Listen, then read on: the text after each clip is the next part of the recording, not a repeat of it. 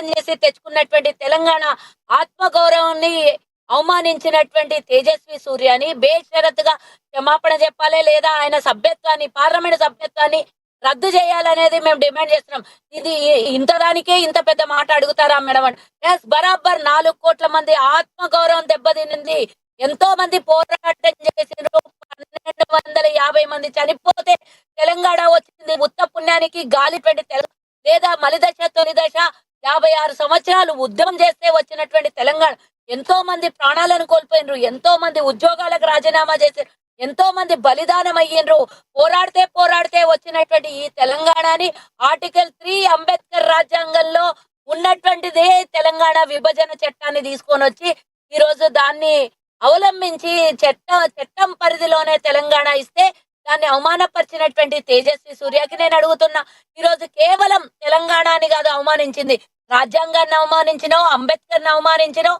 అంతేకాకుండా తెలంగాణ కోసం ఆత్మ బలిదానం చేసుకున్నటువంటి వాళ్ళ కుటుంబాలే కాకుండా తెలంగాణ 4 కోట్ల మందిని అవమానించావు నువ్వు.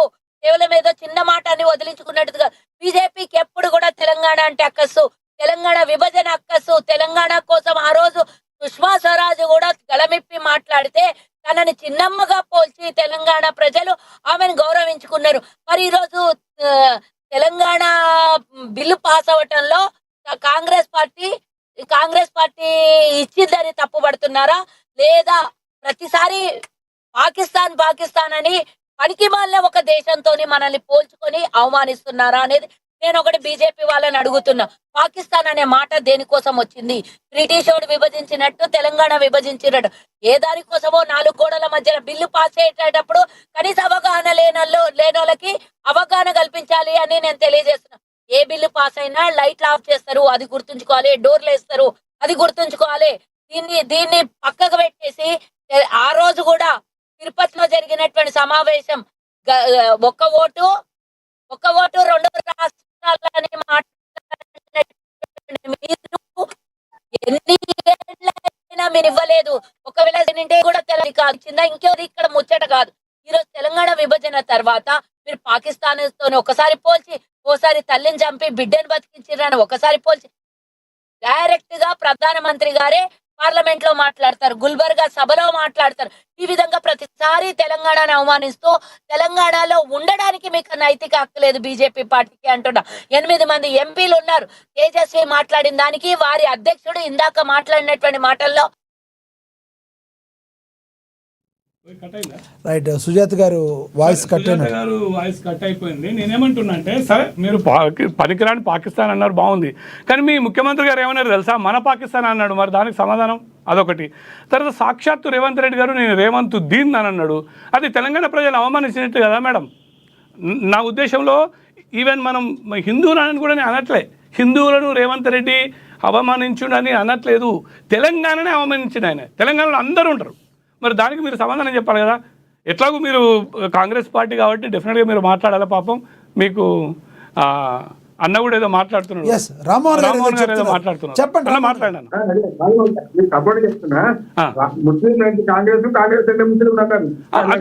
అదే అన్న వారు ఆవేశంగా అంటున్నారు అనండి.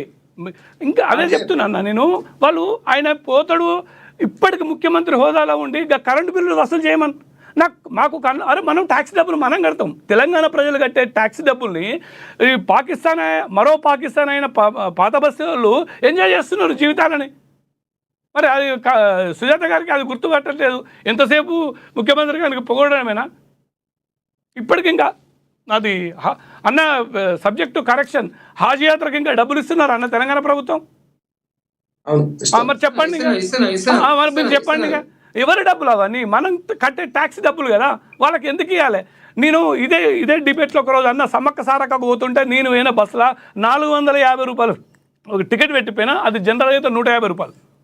దానికి నువ్వు చిన్న తగ్గి 2 లక్షలు 3 లక్షలు పెట్టే దానికి తగ్గిస్తుంది. ఒకటైతే చెప్పండి, సూర్య గారు ఏదైతే తేజస్వి సూర్య గారు దాన్ని మీరు ఏమంటారు? అంటే సుజాత గారు వెళ్ళిపోయారు కాబట్టి నేను ఇక వారికి అడిగిన.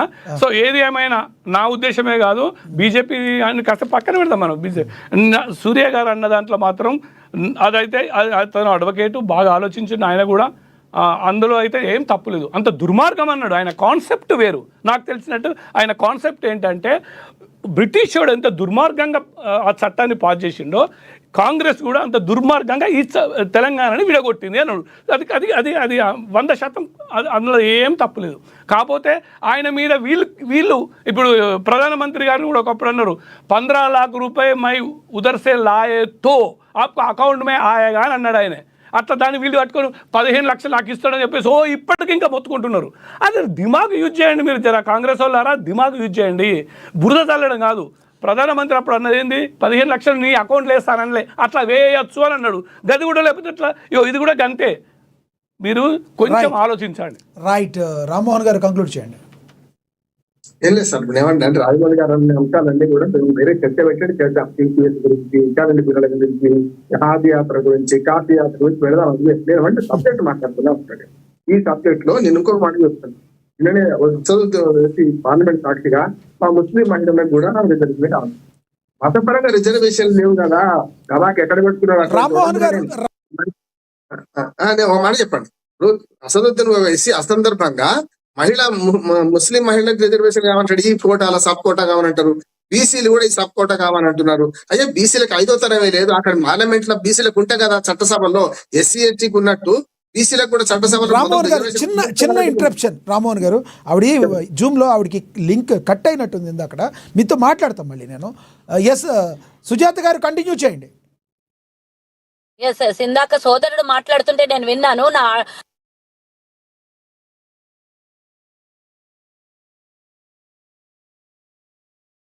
మళ్ళీ తీసుకుందాం ఆవిడ ప్లీజ్. రామ్మోహన్ గారు ప్లీజ్. ఏమంటున్నా అంటే సందర్భంగా చాలా విషయాలు మాట్లాడుతుంది. అసలు ఎట్లా మాట్లాడండి దాన్ని ఏమంటున్నాడు. ఈయన కూడా దయచేసి పెద్ద మనిషి చేసుకుని బీజేపీ వాడు కూడా నేను మొదట అన్న పొన్నం ప్రభాకర్ అన్న మాటల్లో ఆ విధవా బిరవాలని చాలా తప్పు అంటున్నాడు.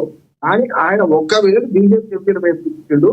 8 మంది ఎంపీలు వాళ్ళు కూడా ఉన్నారు కదా అని నేను అంటున్నాను. టీఆర్ఎస్ మర్చిపోతాను. టీఆర్ఎస్ ఇప్పుడు పార్లమెంట్ పేద తర్వాత సంగతి. కానీ ఏమంటున్నా అంటే కాంగ్రెస్ ఎంపీలు కూడా ఉన్నారు కదా, వాళ్ళు ఎందుకు మాట్లాడుతున్నారు? ఇప్పుడు సుజాత గారు లేకుంటే మన పొన్నం ప్రభాకర్ గారు, మధు యాదవ్ గారు, లేకపోతే మాట్లాడినారు పార్లమెంట్ లో.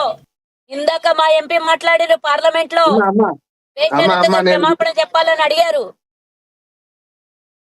ఇవాళ గట్టిగా దాని మీదనే పోటీ పడాలంటున్నాను. మీరు ఎందుకు పడతలేరు అంటున్నా. పార్లమెంట్ సాక్షిగా ఈసారి నిన్న ఎందుకు అన్నామని పడాలంటున్నా. నేను మీ పక్షాన్ని మాట్లాడుతున్నా. ఆ ఓలే మాట్లాడిన అన్నని చెప్తున్నా. ఇందాక ఇచ్చిన అవకాశం మొత్తం దాని గురించే మాట్లాడిరన్నా. మీరు వీడియోలు చూడలేదేమో.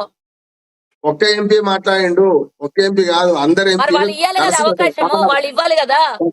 16 మంది మంచిదమ్మా, నష్టం. 16 మంది కూడా దీనికి బయట మాట్లాడండి, ఆ లోపల కాదు బయట మాట్లాడండి. 16 అంటే బీజేపీ ఎంపీలతో సహా మాట్లాడాలంట. ఎందుకంటే తెలుగు రాష్ట్రాల ప్రజలు అవమానిస్తున్నారు కదన్నా. ఇంకో మాట చెప్తాను సుజాత గారు, పొట్టి శ్రీరాములు లేరు నేను మాట్లాడినప్పుడు. పొట్టి శ్రీరాములు కూడా అవమానించింది వీళ్ళే, దుర్మార్గంగా ఆయన చంపింది కాంగ్రెస్ పార్టీ, మన నెహ్రూ మాట్లాడితే అంటున్నాడు. కానీ ఇప్పుడు ఏంటంటే నిన్నగాక మొన్న పొట్టి శ్రీరాములు మన విశ్వవిద్యాలయం పేరు మార్చింది కదమ్మా, ఒక్క లొల్లి పెట్టిందా ఎవరన్నా? నేనేమంటున్నాను, కాసు బ్రహ్మానంద రెడ్డి పార్క్ మార్చమనండి, అప్పుడు తెలుస్తుంది వాళ్ళు ఏమంటారు. అందుకని ఇవన్నీ మాట్లాడుకుంటే ఒకటి గురువింద గింజ తన నలిపారు కదా అన్నట్టు మీద పడితే నేను స్పష్టంగా చెప్తున్నాను. ఇవాళ తేజస్వి సూర్య బహిరంగంగా క్షమాపణ చెప్పాలి. తెలంగాణ కాదు, ఆంధ్ర తెలంగాణ తెలుగు ప్రజలందరికీ క్షమాపణ చెప్పాలి. ఆ మాట అనేది లేకుండా అంటే ఏ కాంటెస్ట్ లో తప్పే. నిజంగానే కాంగ్రెస్ పార్టీ తిట్టదాల్సిన మస్తు కొని తిట్టాడు, ఎవడో అంటున్నాడు మేము చేసే పనులన్నీ కూడా. అందుకని ఇక్కడ దీని కాంటెస్ట్ లో పాకిస్తాన్ ఇండియా మధ్య పోల్చడం కరెక్ట్ కాదు. అది ఎప్పుడో 80 ఏళ్ల కింద జరిగిన దాన్ని పట్టుకొచ్చి, నిన్నగా 12 ఏళ్ల కింద జరిగిన దాన్ని పట్టుకొచ్చి దానికి ఓడగుండకు మోకాటికి బొడి పెట్టి తప్పు.